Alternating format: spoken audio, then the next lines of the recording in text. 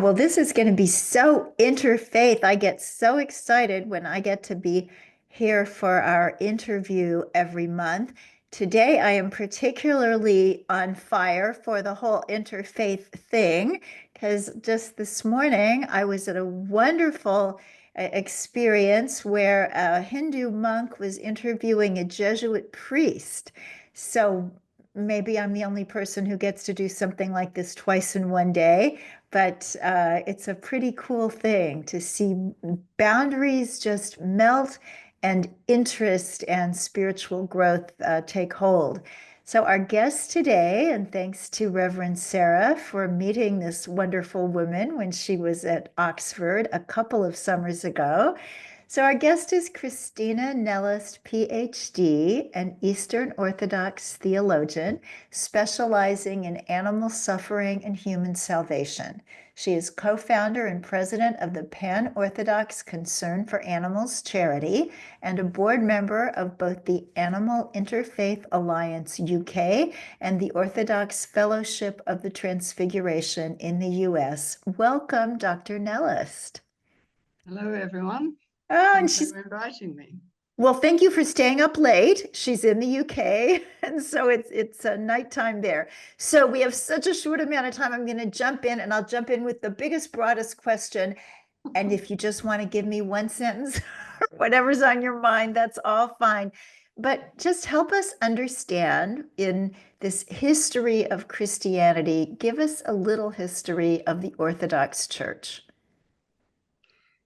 Well, the Orthodox Church is I don't wish to offend anybody when I say these words, but I'm going to say them anyway, is the earliest Christian church. There were four main centers of Christianity: Jerusalem, obviously, then Antioch, then Alexandria, and then Rome. This is where all the disciples of Christ, they spread out and went on their ways. And then when the emperor Constantine, Yes. he moved the capital of the Roman Empire to Constantinople in his name. So then there were five centers, and each of them had a pope, or what we call in the Eastern Orthodox patriarch. So the Patriarch of Rome, Patriarch of Alexandria, and so on. There are still those popes or patriarchs, as we call them in Eastern Orthodoxy. And then you have the Pope of Rome in the West, but when all the others are Eastern. So that's where we are. He called the very first council, called everybody together in 300 and something, 325, I think, the Council of Nicaea, to make sure that everybody was teaching the same stuff. So, because as we know, you can go your own way and then things start to change. There were 7 of these councils. The last one was in 700 and something, right? And that was the last time that all of the popes or patriarchs came together. And Eastern Orthodoxy has stuck to the doctrines of those 7 councils. And then there was a big schism around the turn of the century. It had been coming for centuries. But so you still have all these different bishops. They're all equal, but it was recognized by everyone because of Christ saying that upon this rock I will build my church, that Peter had a special place. The bishop, he went to Rome. So we sort of see them as first among equals is the phrase that tends to be. It's a conciliar church where nobody has ruling over the others. That's how it's done. So that's what Eastern Orthodoxy is. And if there is a dispute that cannot be sorted, then they would go to the Bishop of Rome, rather like a chairman in a committee, and he would have the final vote. So that is Christianity in a 1-minute TED talk, if you want to call it that. We could spend a week talking about it. Well, I hope you did the TED talk, but we got it first. So thank you. Okay. That's so helpful. I haven't done one, but that's the essence of Christianity. That's why we have these big Christian centers, and they're still in existence today. Yes. So can you encapsulate, as brilliantly as you have done the history, the belief system of Orthodox Christianity? Well, again, there was a schism earlier on, but we won't go into that. And that gives you the Eastern Oriental churches over the natures of Christ, God, man, and so forth. But the rest of Christianity will say that I believe in a triune God, God the Father, God the Son, God the Holy Spirit, living in harmony, perfect harmony and love. And that is the essence of Christianity. Christ is the Son of God, and Christ became man in order to save the humans, the only of his creatures that disobeyed him. The rest of the created order carried on in obedience to him. And this is said by the fathers in the early church, which is why we believe in, we would also not just take the biblical texts, we also take the teachings of the fathers. Well, for example, Polycarp was the apostle of St. John. Now, who would disregard what Polycarp had to say? He'd sat at the feet of St. John, who sat at the feet of Jesus. So we also give great credence to their teachings. And then Christ's death and resurrection, because he took on flesh and became human, he became part of the created world. In so doing, he has redeemed everything. All of the creatures that God had made are redeemed in Christ and will be there in the second coming.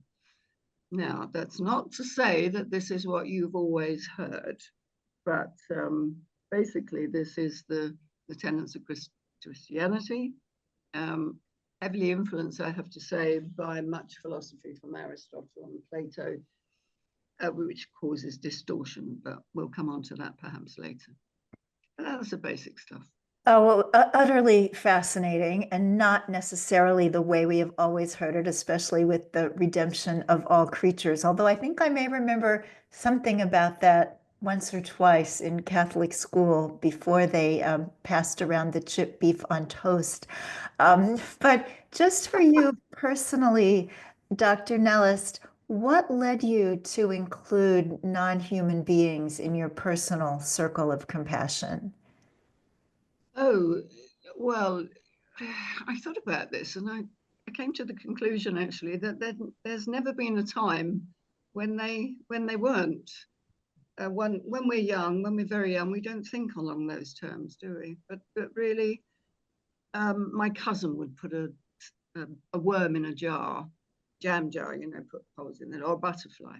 And I was horrified at that. I ran in, and say, they've got to stop them doing that. Little things like that. I could see immediately that it was wrong. Something was wrong. I didn't understand why. I had no teachings on this, but just instinctively, it seemed wrong.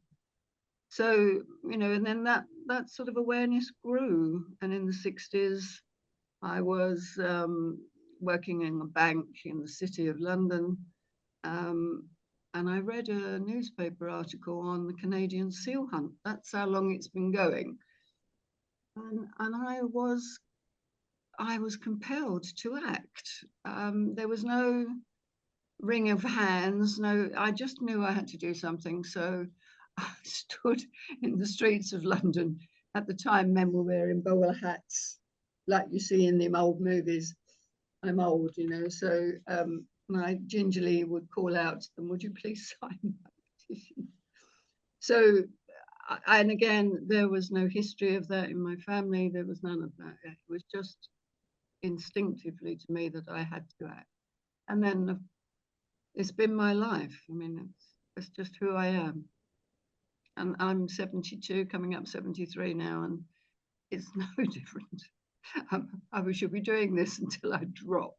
Yes. Yeah, once it gets you, there's I no have no going idea where this is God. This is God's work here. This is Yeah. a cross. We all know this. This is tough work. I've done frontline stuff in many of the countries I've lived, and in this country, in England. We have I was a rehoming officer for the RSPCA at one point while I was teaching. Seen some awful stuff. Yes. You know, and it's not getting any better. So, but it's the same stuff around the world, you know. It's everywhere. It's evil. It's a form. It's a manifestation of evil, and we need to remember that. It's the Yes. same evil that is against women. It's the same Mm-hmm. evil that's against men. It's the same evil that's against children. It is Yes. the same evil in a different guise. That's all. So in your view, or the view of your faith, or just you personally, do you believe that animals have souls? And should the answer to that question have any bearing on how we treat them?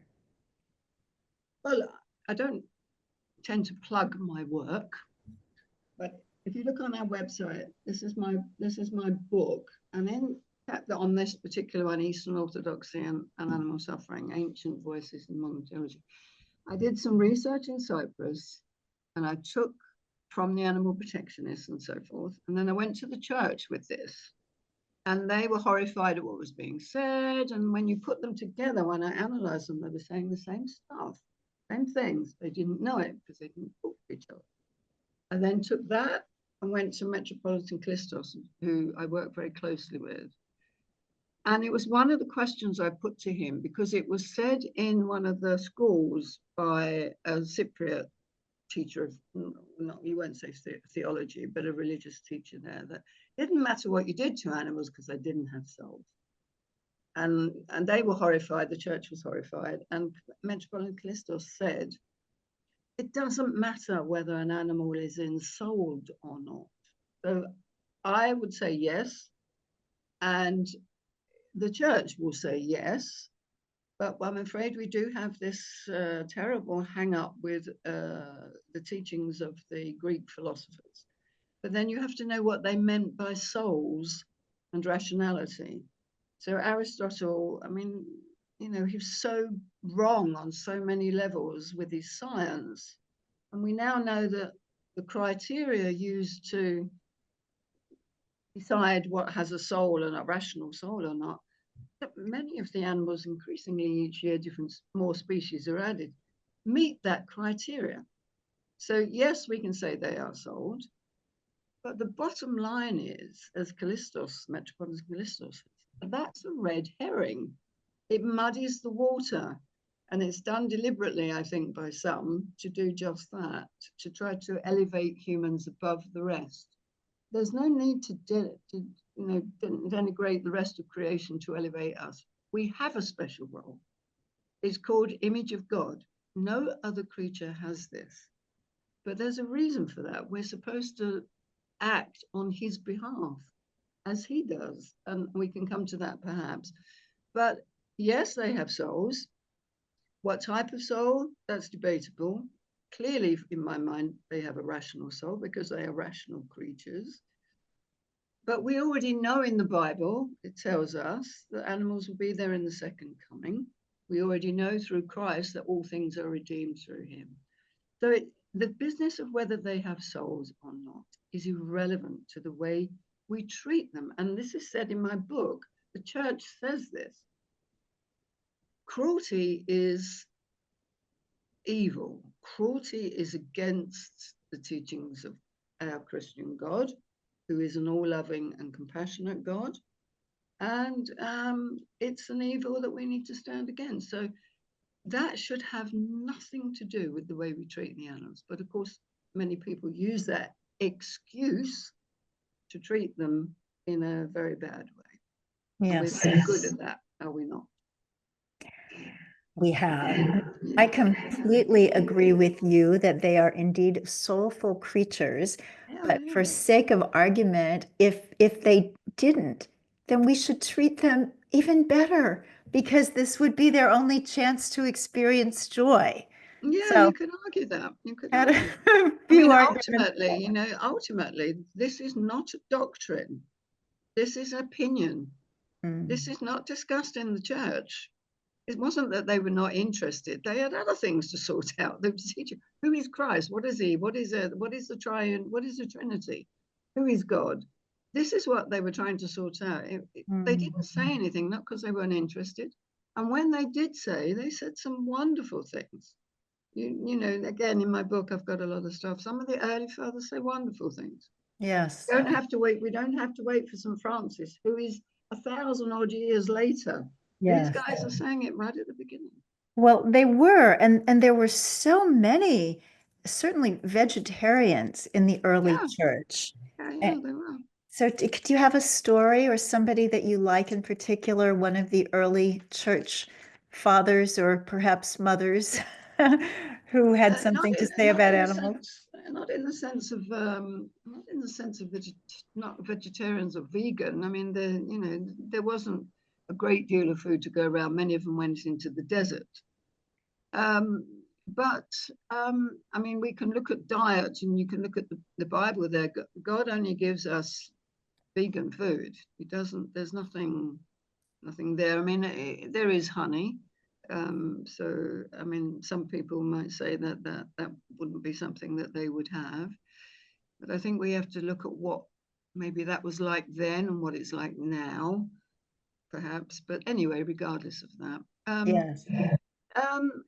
There are so many. But what you do find is that what the fathers say about the saints and their closeness with animals is that the animals recognize. They say that they recognize the scent of Adam. They recognize the prelapsarian human in the saints, in their closeness with the animals. So it shows that we can return to a pre-fall existence. It is possible, even on this earth, at this time, we can show love and compassion. I mean, I don't know about you guys. I have animals coming up to me all the time. And when I lived in other countries, even wild animals. We're not afraid of them.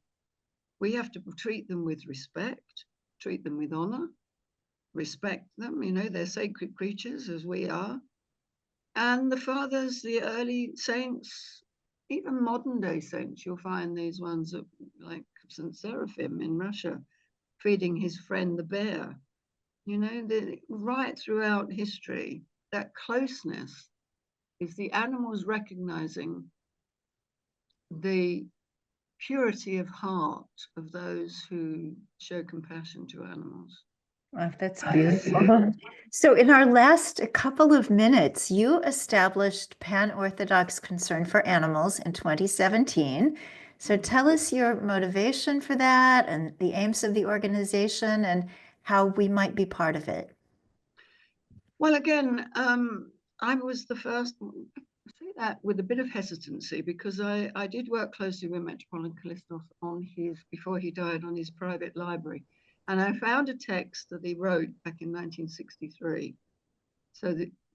So he had written on something similar to what I was doing. And when I met him, he said, I've been waiting. And I thought, well, I'm not late. I didn't get it. I didn't understand what he meant. But he was just waiting for somebody to come along to deal specifically with the animals. Because what we've got is wonderful teachings on the environment. We have the ecumenical patriarch in Constantinople, one of the popes that I was talking about, the spiritual leader, if you like, of Orthodoxy. For decades now has been talking on the environment. Very little was said on animals. And so I was the first really to sort of bring the theology together.